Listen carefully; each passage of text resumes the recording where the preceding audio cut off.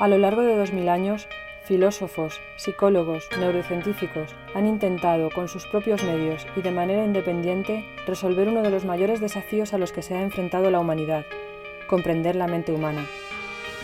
¿Qué es un ser humano? ¿Por qué estamos en este mundo y no somos indiferentes a él? A mediados del siglo pasado, la ingeniería se suma de manera decisiva a la búsqueda de respuestas a estas cuestiones. Construye artefactos que intentan modelar cómo nos comportamos e impone un programa de investigación que se ha mantenido durante más de 50 años. Se dio por hecho que los seres humanos éramos ordenadores, seres perfectamente racionales, como si fuéramos sistemas lógicos dentro de una partida de ajedrez.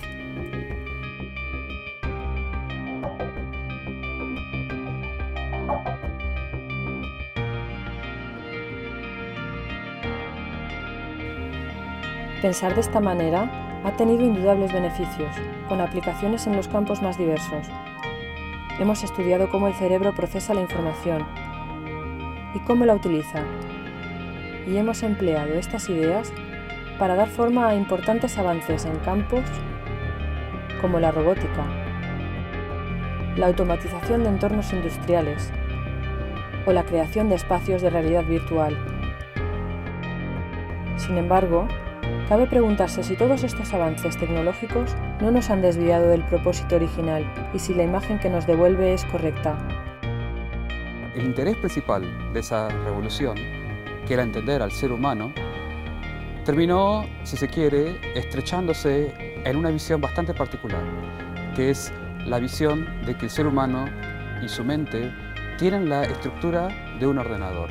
Al mismo tiempo que la metáfora del ordenador se consolidaba, tenía lugar algo que, históricamente, pasó casi desapercibido.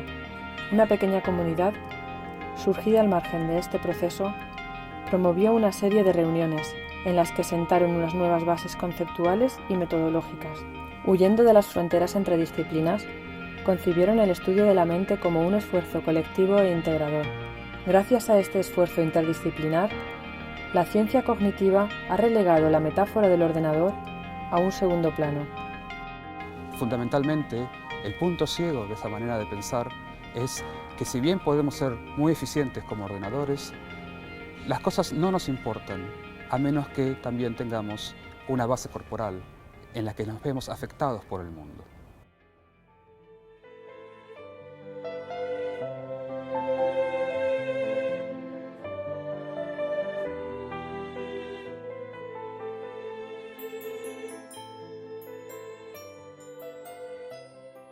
¿Qué entendemos por la metáfora mente-ordenador?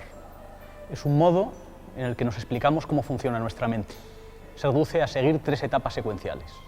En una primera etapa, la etapa de percepción, lo que consideramos es que tenemos una cámara fotográfica que registra toda la información, todos los elementos accesibles al mundo. Esa información es registrada y almacenada en forma de representación mental y así se inicia la segunda etapa, una etapa de manipulación simbólica sobre esa representación, como si fuéramos un ordenador haciendo cálculos. Y la tercera de las etapas es la etapa de la acción.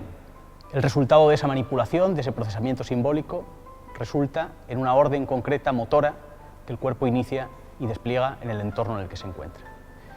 Esta metáfora supone que siempre estamos analizando, incluso en nuestra interacción con los demás, como si el intercambio comunicativo consistiese únicamente en la codificación y decodificación de mensajes. Sin embargo, esta metáfora es falsa, es inexacta.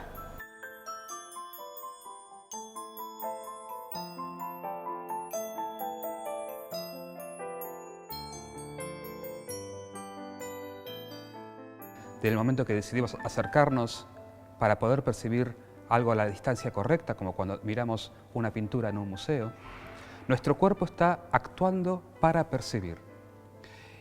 Y entender que la percepción está involucrada en forma íntima con la acción es una forma, si se quiere, es un cambio radical en nuestra concepción del modelo de ciencias cognitivas. Este experimento, en el experimento de la mano de goma, lo que ve la persona no es su propia mano, pero sí que es a su mano la que recibe la estimulación táctil.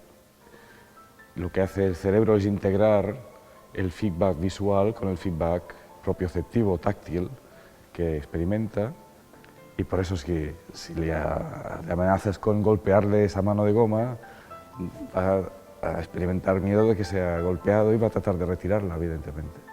Esto lo que sugiere, o permite interpretar, es que lo que hace el cerebro es construir nuestra forma de la experiencia, digamos, nuestra idea de cómo es el mundo y cómo son las cosas, incluyendo como parte de este mundo a nuestro propio cuerpo.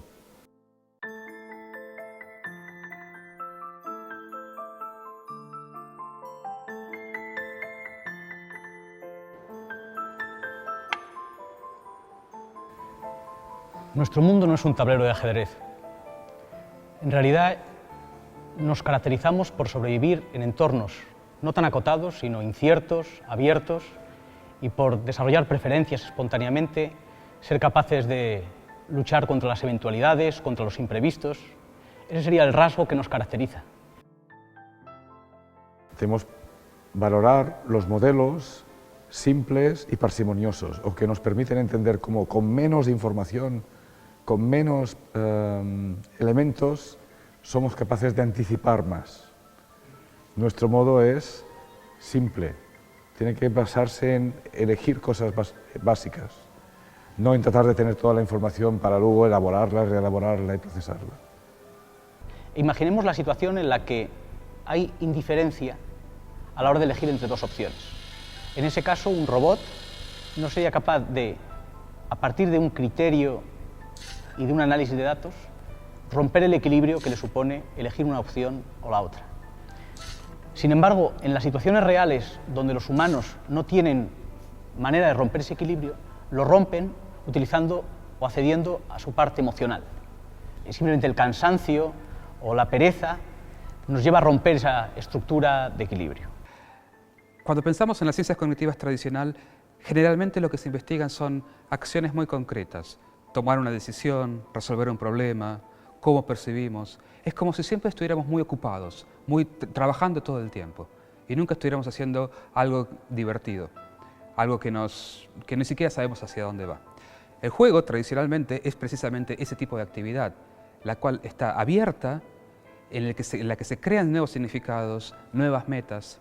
Y eso es un desafío para las ciencias cognitivas tradicionales. Y eso es algo interesante, ver esa dinámica de creación, de creatividad, que no solo se manifiesta en el juego, obviamente, se manifiesta en otros aspectos de nuestra vida, pero tradicionalmente, de alguna manera, eso estaba en un punto ciego, la creación de nuevos significados.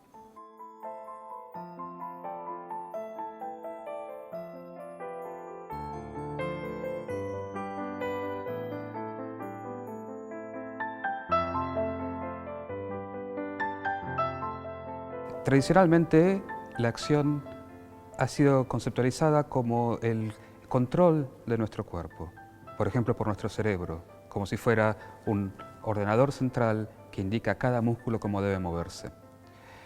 Pero la acción no es solamente controlar nuestro cuerpo, sino es entrar en interacciones con nuestro mundo. Cuando vemos un artesano trabajando, tallando la madera o trabajando sobre una piedra, es la materialidad la que de alguna manera invita y responde a nuestras acciones y no el cerebro el que indica con qué fuerza tiene que, por ejemplo, tallarse, martillar o de qué manera moldear una figura. Es el hecho de hacer las cosas el que nos da la mejor pauta de cómo debemos aprender a hacerlas.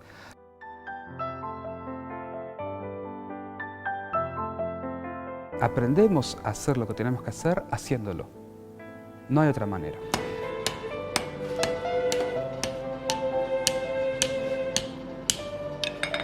Cuando un artista está haciendo un dibujo de una figura humana, se está combinando tanto el trazo del lápiz, la imagen que él tiene en la memoria y de alguna forma la imagen corporal que resuena en su cuerpo de la figura que está intentando representar. Por lo tanto, es difícil hacer explícito toda esa interacción en forma de algoritmo, en forma de plan de acciones.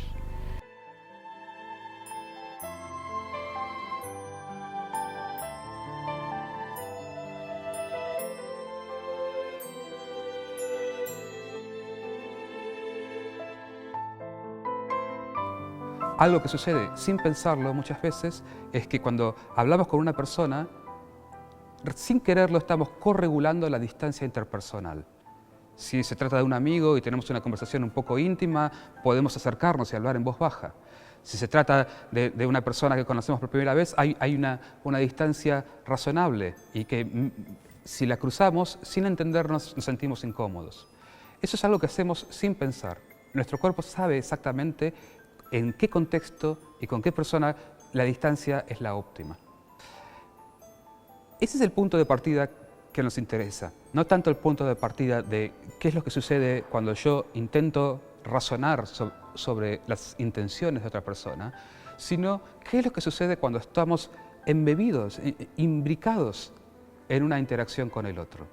Un ejemplo de ello sería, por ejemplo, dos personas bailando. Cada una de ellas tiene que adaptar su propia conducta a la conducta de las demás. Y para ello tiene que ir interpretando qué es lo que está haciendo el otro.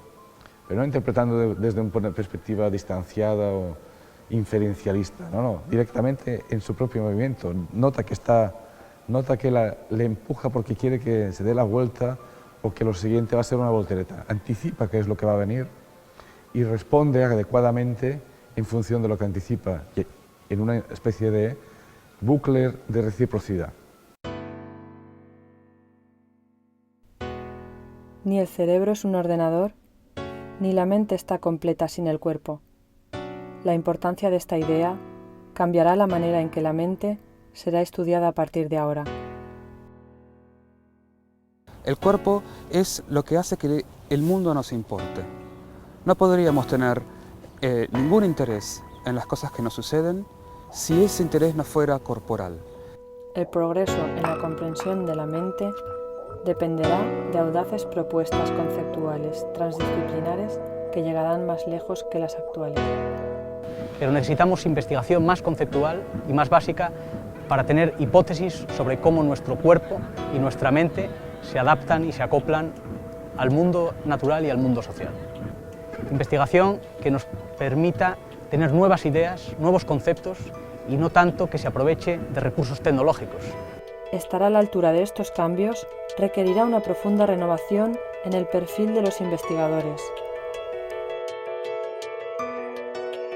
Lo que nos hace falta justamente de cara al futuro es personas formadas con las herramientas técnicas, matemáticas necesarias para construir los modelos y con los conocimientos cognitivos y de sistemas de control necesarios para poder integrar en una persona esta formación. En la ciencia cognitiva del futuro no existirán las actuales fronteras disciplinares. Habrá una única comunidad con un lenguaje propio. Yo creo que el futuro de las ciencias cognitivas es muy interesante en el sentido de que involucra a disciplinas que antes quizá no habían estado trabajando de manera conjunta. Disciplinas científicas, de las ciencias duras, por un lado, la neurociencia, las matemáticas, las ciencias de la computación. Pero también involucra un nuevo encuentro con las humanidades y las ciencias sociales. Y, si se quiere, el futuro, precisamente, de una ciencia corporizada de la cognición es el estudio del ser humano en su totalidad. El ser humano en sus aspectos biológicos, psicológicos, sociales, el ser humano como proyecto de sí mismo.